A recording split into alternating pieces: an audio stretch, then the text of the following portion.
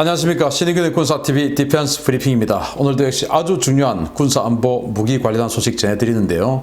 오늘 이 소식 중에서는 정말 우려스러운 그리고 부러운 걱정되는 이런 소식이 있고, 하나는 요절복통할 수 있는 소식 하나 있습니다. 기대해 주십시오. 첫 번째인데요, 우려스러운 소식입니다. 인도네시아가 내척 도입을 희망하고 있는 일본 해상자위대의 차세대 호위함 30FFM이 처음으로 진수되었다는 소식입니다. 일본은 여기에 대해서 차세대 구축함 33DD도 준비하고 있습니다. 일본 해상자위대의 차세대 다목적 호위함 30FFM의 2번함인 쿠마노함이 11월 19일 일본 마쓰이 ENS 조선소 타마노 조선소에서 거행되었다고 방위성이 밝혔습니다. 당초 해상자위대는 한 명 미상의 FFM-1을 먼저 진수하고 연이어 2번함인 쿠마노함을 진수시킬 예정이었는데요. 미쯔비시 중공업 측의 사정에 따라 1번함 대신 2번함을 먼저 진수시켰습니다.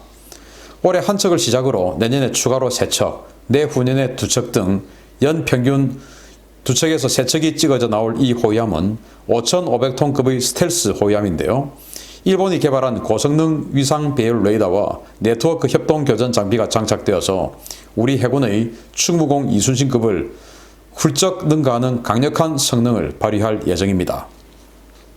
일본은 이 30FFM을 2032년까지 22척이나 건조하는 한편 내년부터 33DD로 명명된 차세대 구축함 건조에 들어갈 예정인데요. 아사기리급 8척과 공고급 이지스함 4척을 대체하는 이 구축함은 경하 배수량이 무려 6,500톤인 대형 구축함으로 사실상 일본판 쭈말트급 성능을 가지고 있는 것으로 평가되고 있습니다. 오는 2032년까지 이들 전력이 모두 전력화되면 일본의 5,000톤급 이상 수상 전투함만 60척, 이 면면을 보면 이지스 어쇼어십 2척, 마야급 이지스함 2척, 아타고급 이지스함 2척, 아키즈키급 일본판 이지스 4척, 아사히급 2척, 무라사메급 9척, 다카나미급 5척을 보유하게 될 예정입니다. 정말 좀 우려스럽습니다. 자, 이 쿠마노라고 지금 여기 함수에 이렇게 적어 놨네요. 쿠마노. 자, 그런데 생긴 거 한번 보십시오. 야, 일본이 그동안 이 군함 만드는 거 보면 디자인 이런 것들이 굉장히 진부했었습니다.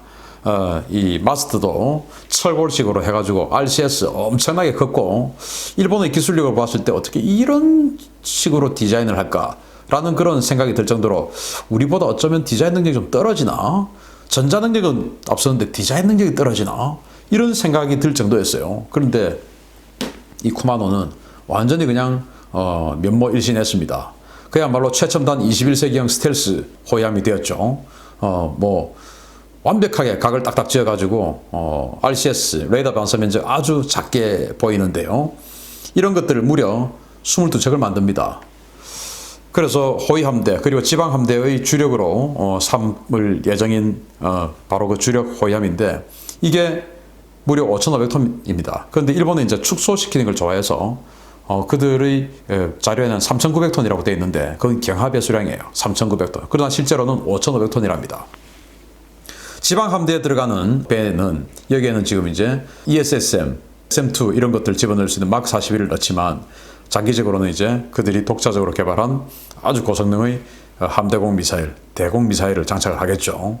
그리고 여기 뒤편에 보면 UUV 그리고 뭐 이런 것들, 그리고 무인 수상정, 무인 수중정 이런 것들을 집어넣을 수 있는 이 공간을 뒤에다가 마련해 놨고, 그래서 앞으로는 무인 전투까지도 완벽하게 수행할 수 있는 이런 능력을 가지고 있는 호위함이에요. 우리 기준으로는 구축함이라고 하죠. 5,500톤이니까. 우리 충무공 이순신함이 만재 배수량 5,500톤입니다. 그 정도 되는 덩치예요.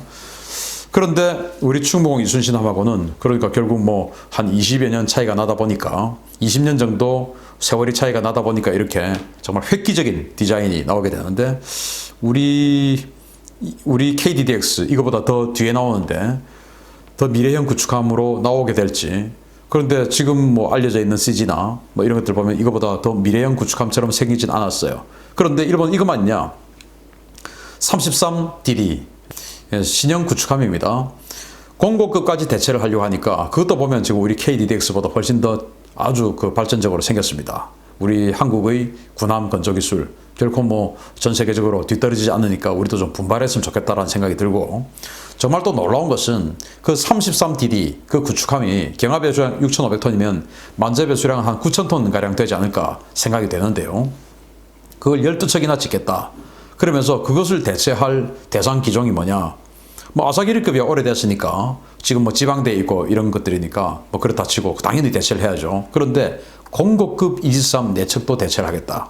공고급이 1994년경부터 도입이 되었으니까 지금으로 치면 아직 뭐 한 26년, 제일 오래된 공고급만 해도 26년, 그리고 묘코, 초카이 이런 것들은 뭐 그렇게 오래 안 됐죠. 그런데도 벌써 공고급 223을 대체하겠다라는 그 후속함을 준비를 하니 놀라울 따름입니다. 그 공고급 223은 일본이 많은 돈을 들여서 이 전투 시스템을 업그레이드해서 SM-3 미사일을 운영해서 탄도탄 요격 능력까지 가지고 있는데 이걸 뭐 불과 30년 정도만 쓰고 없애버리겠다.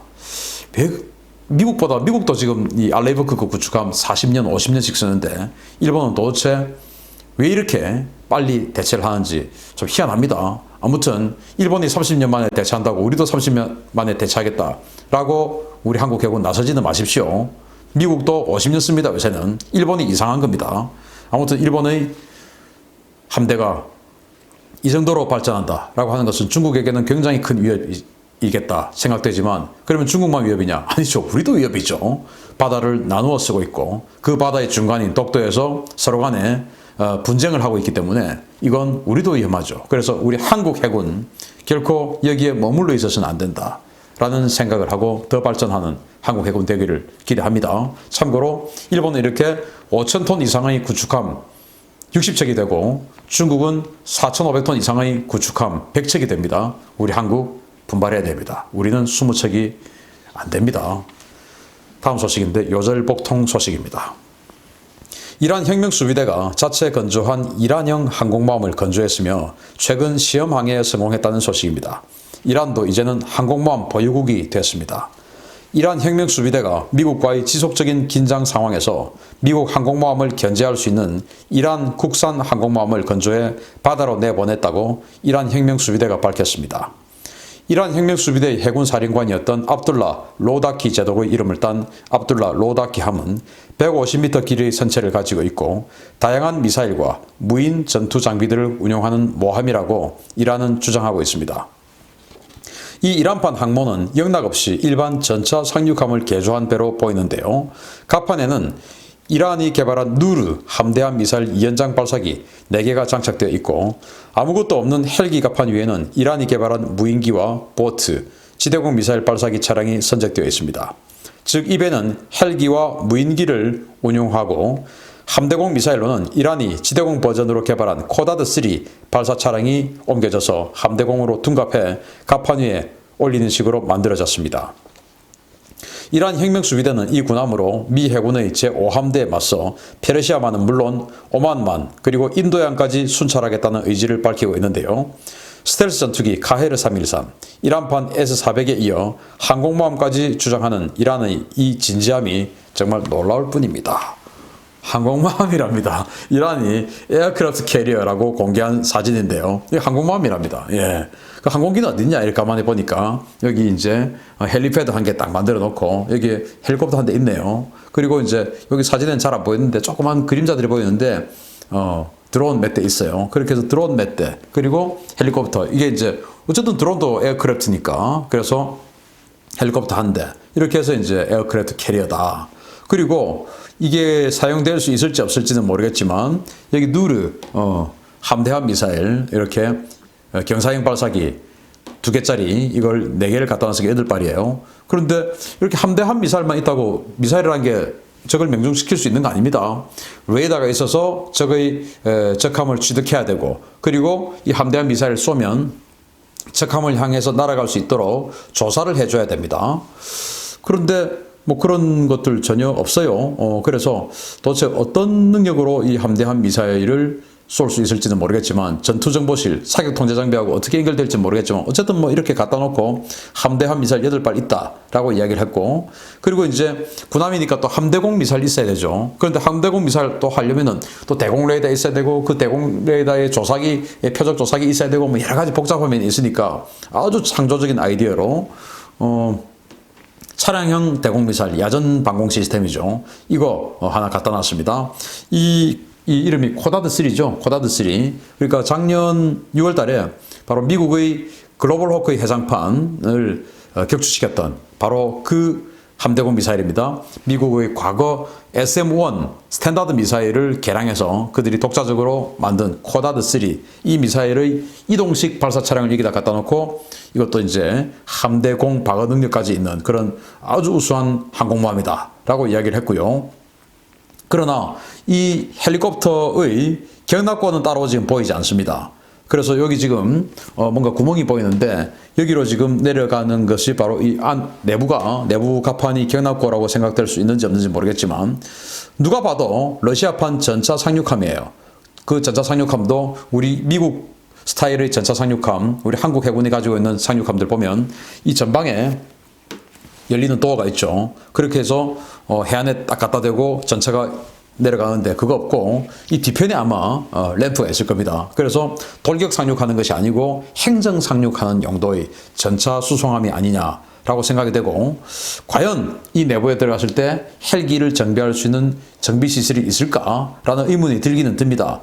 어쨌든 뭐 항공모함이라고 하니까 헬기 정비 시설 이 내부에 있을 수도 있어요. 그러나 이렇게 슬라이드로 미끄러져 들어가는 것 외에 따로 기중기나 엘리베이터나 이렇게 해서 경납고에서 올라오는 그런 엘리베이터나 기중기는 따로 없어요. 그래서 만약에 헬리콥터 정비한다면은 이 밑으로 미끄러져 들어가야 되는 이런 상황인 것 같습니다. 정말 이걸 가지고 항공모함이라고 하고 이걸 가지고 이제 미국의 니미츠 5함대를 이기겠다라고 이야기를 하니까 정말 이 이란의 어떤 그 뭐라고 해야 됩니까? 이거 정말 참 대단하지 않습니까? 지난번에 결코 나를 수 없게 생긴 마치 스타워즈에 나오는 루크가 조종하는 그런 비행기처럼 생긴 걸 가지고 나와서 F-35를 이길 수 있는 스텔스기다 하고 카이르 323이라고 또 보여주기도 했었고 한 번도 난 적은 없어요.